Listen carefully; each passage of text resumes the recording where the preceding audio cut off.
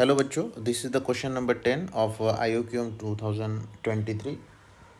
Question में हमें एक सीक्वेंस दे रखी है an, जिसमें n greater than equal to 0 है। फिर हमें a0 की वैल्यू है a1 की, और ये एक एक्सप्रेशन हमें दे रखा है। ठीक है, क्या हुआ expression an+2 plus 4 time an+1 plus 7 time an equal to 0, ये हमें दिया है। ठीक है, अब इस एक्सप्रेशन को देखते ही हमें बेटा एक चीज़ समझ में आनी चाहिए। जो क्वेश्चन है वो न्यूटन्स फार्मूला से होगा। ठीक है, अभी न्यूटन्स फार्मूला क्या है मैं आपको बता देता हूँ। ax² plus bx+c is equal to 0। Suppose इसके रूट्स अल्फा एंड बीटा है। ठीक है, दो इसके रूट्स हैं।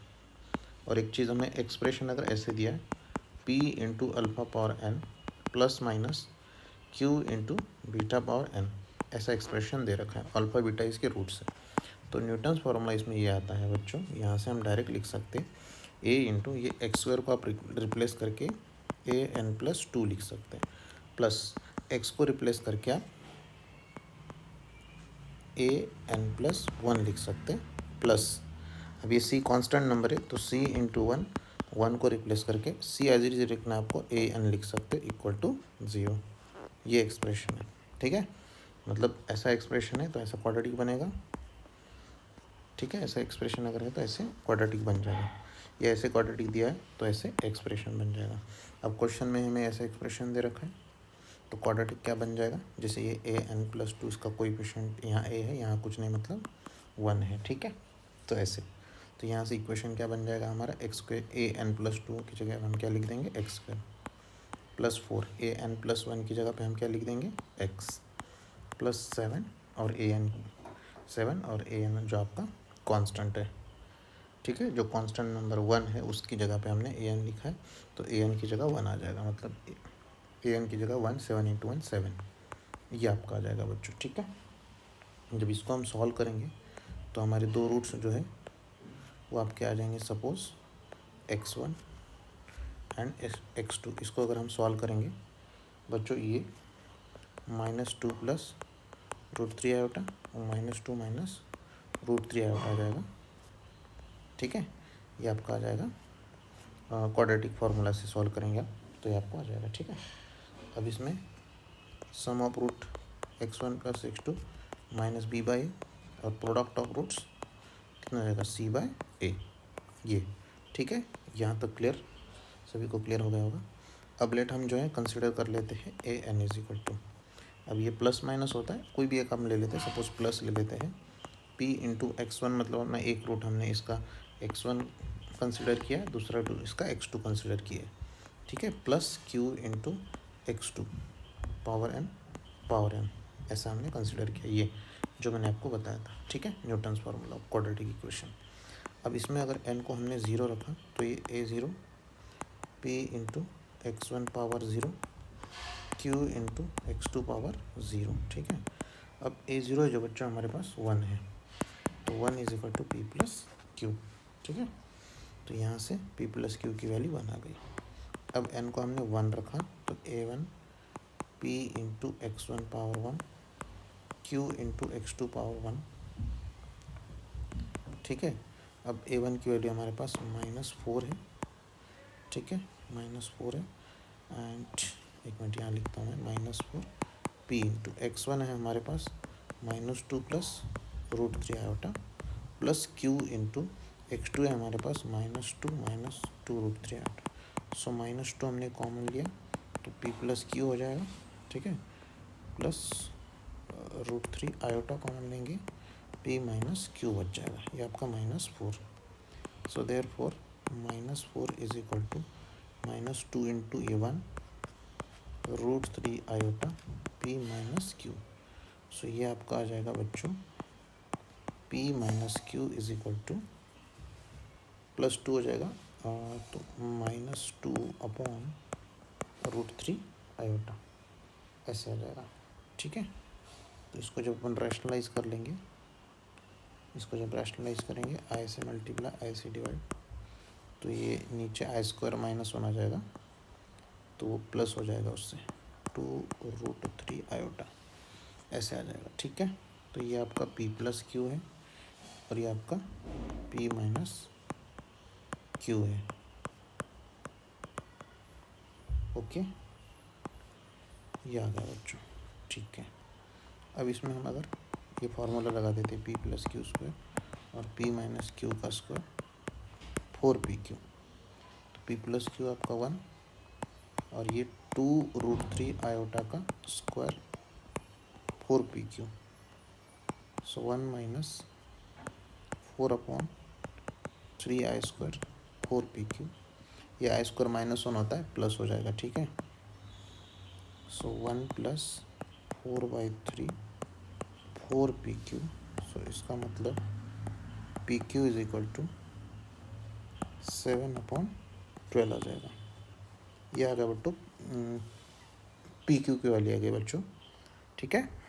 चलिए, अब हमें जो पूछा है क्वेश्चन में, क्या पूछा है हमें क्वेश्चन में, इसकी वैल्यू पूछी है, ठीक है। a 50 का स्क्वायर, a 49, a 51, इसकी वैल्यू बच्चों हमें पूछी हुई है क्वेश्चन में, ठीक है। चलिए, तो इसको हम कैसे करते हैं, देखो। तो a50 जो है हमारा, जिसे अभी हमारा an है, ये एक्सप्रेशन है, ठीक है।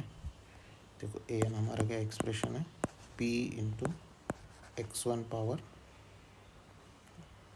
n plus q × x2 power n, ये है, ठीक है।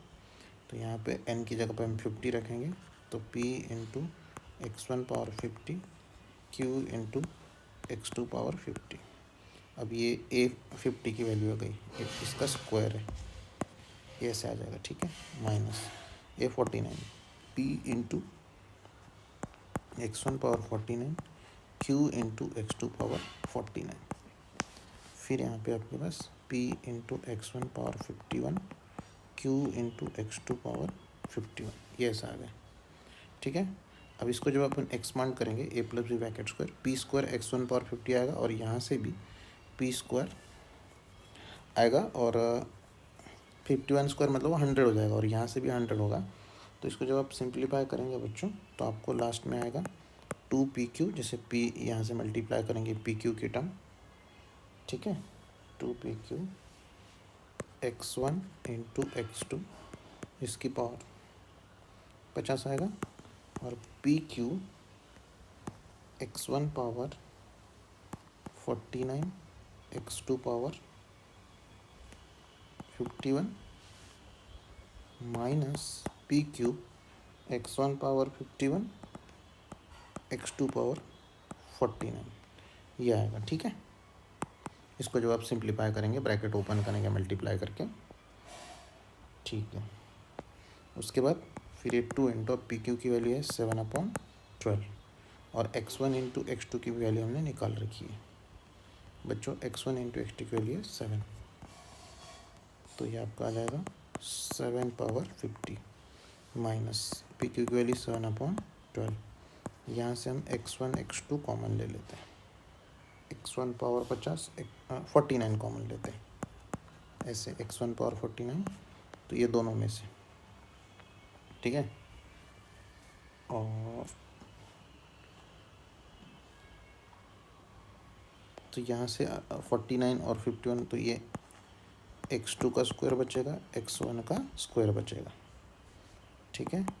सो ये 2 1 और 2 6, 7/6 × 7/50 माइनस 7/12 इंटू ये x1 x2 जो है, इसकी वैल्यू बच्चों 7 है।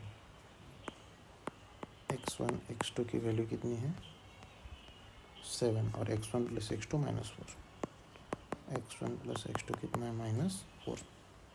सो x1 × x2 है 7, तो 7/49, ये कैसे निकालेंगे, यहाँ से निकालेंगे x1 square x2 square x1 + x2 square -2x1 x2, तो ये आपका आ जाएगा 16 - 2